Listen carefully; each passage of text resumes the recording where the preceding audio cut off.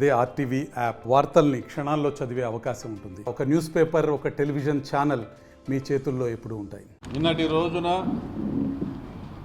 కొత్తపల్లి మాజీ సర్పంచ్ మోహన్ రెడ్డి పైన జరిగిన దాడి శోచనీయము, దురదృష్టకరము.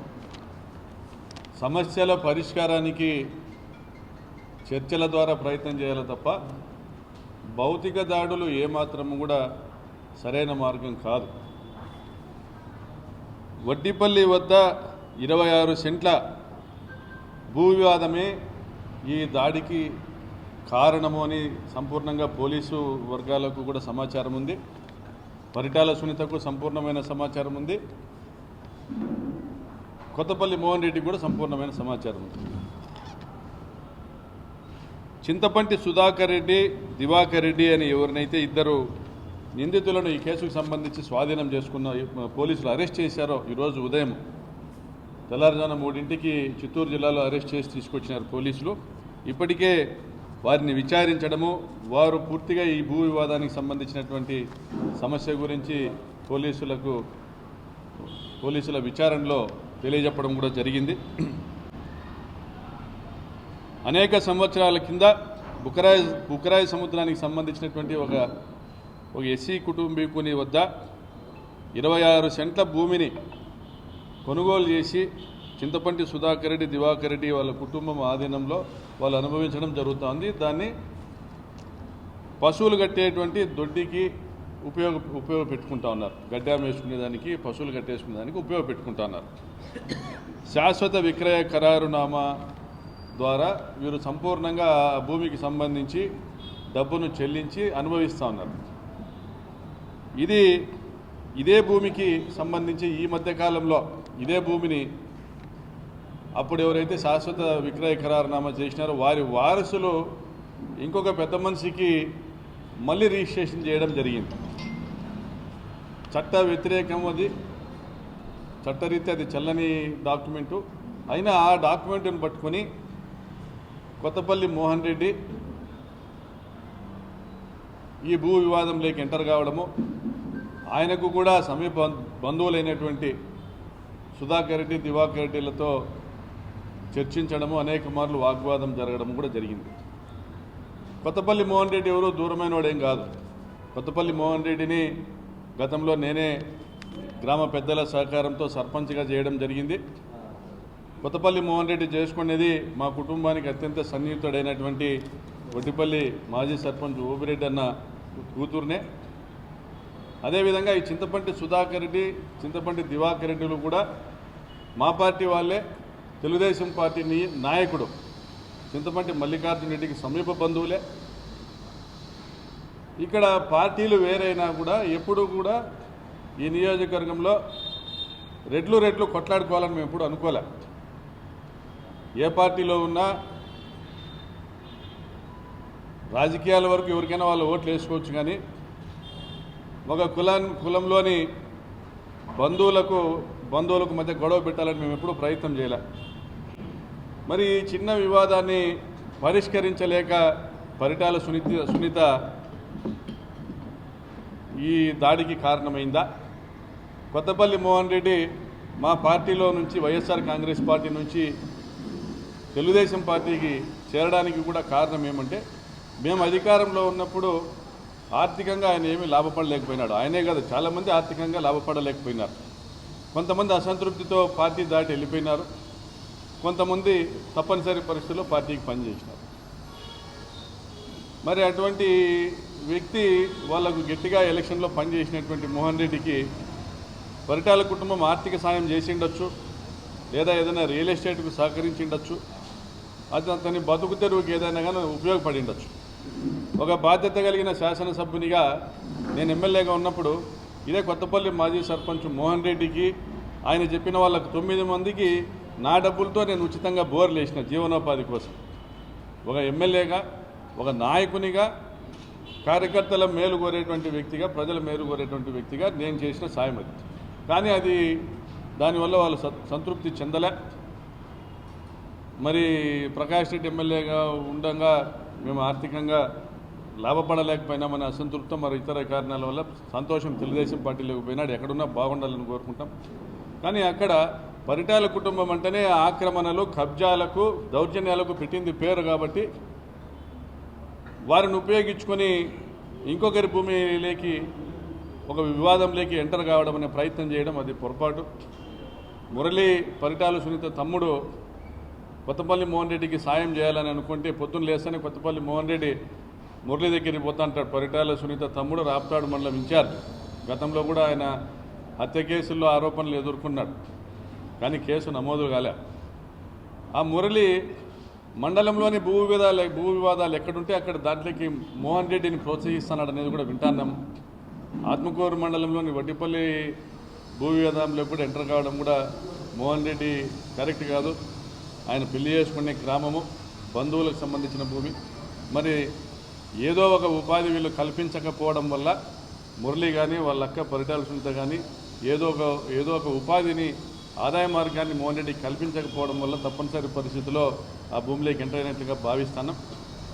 అయినా ఆ భూమిలో ఈయన ఎంటర్ అయినట్లు మాత్రాన 60 లక్షలు డిమాండ్ చేసినంత మాత్రాన వాళ్ళు కొట్టడం కరెక్ట్ కాదు, దాడి చేసి కొట్టిన వాళ్ళది కరెక్ట్ కాదు, దాన్ని మేము సమర్థించడంలే.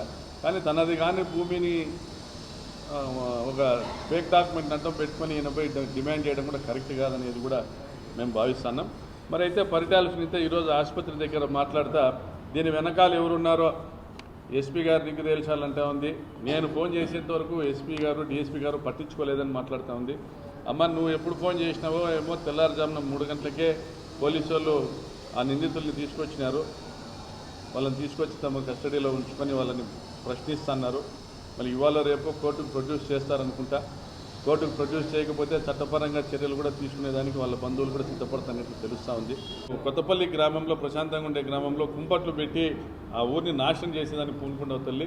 కమ్మళ్ళు, కాపళ్ళు కూడా మామ, బావ, అన్న, చిన్న అనుకుంటా సర్దుకొని కలుసుకొని పోయేటువంటి గ్రామం అది.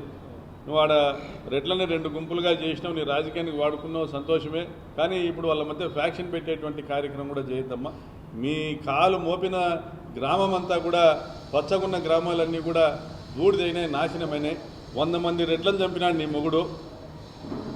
ఇప్పుడు నువ్వు వచ్చి రెడ్లకు మధ్య ఫ్యాక్షన్ ఇచ్చు నువ్వు మొదలు పెడతాన్నావు. నీ కార్యక్రమాలు మానుకోమని ఇతో పలుకుతున్నా. ఇంకొకసారి కూడా చెప్తానమ్మా, పరిటాల సునీత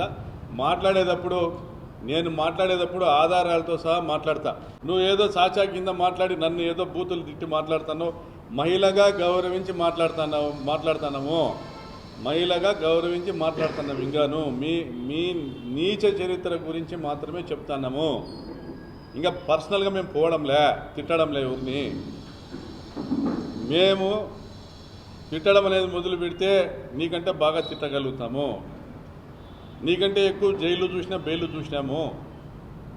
నువ్వు గ్రామాల్లో చిచ్చు పెడతావు. రాప్తాడు మండలము 2014-19లో చిచ్చు పెట్టినావు. ప్రసాద్ రెడ్డిని చంపించింది నువ్వే. ప్రసాద్ రెడ్డిని చంపించింది నీ తమ్ముడే. మళ్ళీ ప్రసాద్ రెడ్డి కేసులో ముద్దాయిలుగా ఎవరిని పెట్టాలా అనేసి సలహా ఇచ్చింది కూడా నువ్వు, నీ రంగనాయకులే, నీ లాయరే. అట్లా అంతా ముడమప్పుల మాదిరి ఉంటారని అనుకోవద్దమ్మా. నీతో నరికించుకొని మళ్ళీ నీ కాటికి చేరుతారని అంతా ముడమప్పుల మాదిరి ఉంటారని అనుకోవద్దు. ఎవరు కూడా చూస్తా గమ్మునుండరు. నువ్వు అక్రమ కేసులు పెట్టినా, ఊర్లో బంధువులకు పెంటలు పెడతానే, నువ్వు ఊరు గ్రామాల్లో ఘర్షణ తలెత్తేటువంటి వాతావరణం క్రియేట్ చేయాలని ప్రయత్నం చేసినా తప్పనిసరిగా కాలమే సమాధానం చెప్తుంది. మేము కడుపుకు అన్నం తింటున్నారా, ఏం తింటున్నారు అని నువ్వు మాట్లాడితే, నువ్వు ఏం తింటానో నేను అదే తింటానా, నేను ఏం తింటానో నువ్వు అదే తింటావు. నా ఊరు దాటి నీ ఊరికి పోలా. నా ఊర్లో ఏం పండుతుందో నీ ఊర్లో అదే పండుతుంది. కాబట్టి ఒళ్ళు దగ్గర పెట్టుకొని మాట్లాడు. నువ్వు ఏదైనా అసెంబ్లీలో మాట్లాడుకుంటావో మాట్లాడుకో. నువ్వు అసెంబ్లీలో ఏం మాట్లాడతావో, ఒక అన్పార్లమెంటరీ లాంగ్వేజ్ మాట్లాడకూడదు ఏది ఉంటుందో అదే సభ్య సమాజంలో కూడా వర్తిస్తుంది. ఈ పరిధులు దాటితే మాత్రం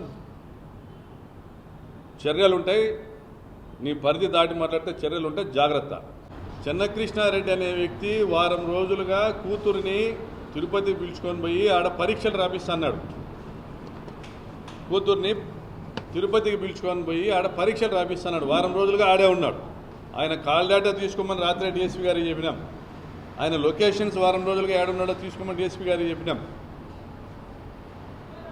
నీ పరిటాల సునీత తమ్ముడు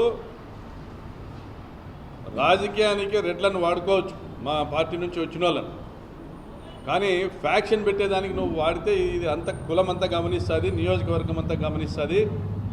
నువ్వు ఇంతకుముందు ఏం చేసినావు ఆ మండలంలో తెలుసు అందరికీ. నువ్వు గొందేడిపల్లిలో ఎందుకు మిమ్మల్ని తిప్పలాడించి కొట్టినారో తెలుసు, మరూరులో ఎందుకు తిప్పలాడినారో, చెర్లోపల్లి ఎందుకు తిప్పలాడినారో తెలుసు, తోపుతులు ఎందుకు తిప్పలాడినారో కూడా తెలుసు అందరికీ. మీ పద్ధతులు మానుకోండి. ఆడ అసలు చెన్నకృష్ణారెడ్డి అనే వ్యక్తి ఆ ఊర్లో లేడు, సంబంధం లేదు. అసలు వడ్డిపల్లి వాళ్ళకి చెన్నకృష్ణారెడ్డికి ఏం సంబంధం? వడ్డిపల్లితో బంధుత్వం ఉండేది మోహన్ రెడ్డికి, కూర్చొని మాట్లాడుకునే అవకాశం ఉండేది వీళ్ళకి.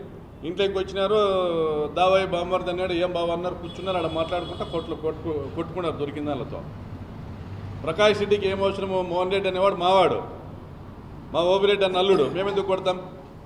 నువ్వు అంతకుముందు కూడా మహేష్ రెడ్డి అనే వాళ్ళని పిలిపించుకుంటాం, మా ఊరు పిల్లల్ని మీ దగ్గర పిలిపించుకొని వాళ్ళకి ఇట్లనే కబ్జాలకు దానిలోకి ప్రోత్సహించినారు. వాళ్ళు అదే మార్గాన్ని ఎంచుకున్నారు. చేసింది తప్పని తెలుసుకొని వాడికి ఉన్నటువంటి లవ్ ఫెయిల్యూర్ ఇష్యూను వాడు ఆత్మహత్య చేసుకున్నాడు. ఎవరైతే పద్ధతును ఒక సిస్టమ్ను దాటి మేము ఏర్పాటు చేసినటువంటి ఒక చట్టబద్ధమైనటువంటి ఒక సిస్టమ్ను దాటి బయటికి వచ్చి మీ మాయలో పడతారో, మీ ప్రలోభాలకు లొంగుతారో వాళ్ళందరికీ చివరికి జరిగేది ఇదే పరిస్థితే. కాబట్టి చట్టబద్ధంగా వ్యాపారాలు చేసుకోండి. ఏ పార్టీలో ఉన్నా బాగుండండి అని కోరుకుంటాము, ఎవరికి సపోర్ట్ చేసినా బాగుండండి అని కోరుకుంటాం తప్ప మా మనుషుల్ని మేము కొట్టుకోవాలని ఎందుకు అనుకుంటాం? ఓపిరెడ్డి అన్న అల్లుడు మా మనిషే మోహన్ రెడ్డి, ఇప్పుడు కానీ రేపటికి కానీ. రాజకీయంగా అతను మమ్మల్ని విభేదించిండొచ్చు, కానీ ఇట్లా పనికిమాలిన పని అయితే ఎప్పుడు కూడా మేము చేయలేదు. చరిత్రలో ఏడన్నా మేము చేపించినాం అనేది ఎప్పుడన్నా జరిగిందా? ఎవరన్నా నేను రాజకీయంలోకి వచ్చిన నుంచి నేను పలానా వాడిని నరికిచ్చినా కానీ కొట్టించినా కానీ ఏడన్నా జరిగిందా ఈరోజు మాట్లాడేదానికి?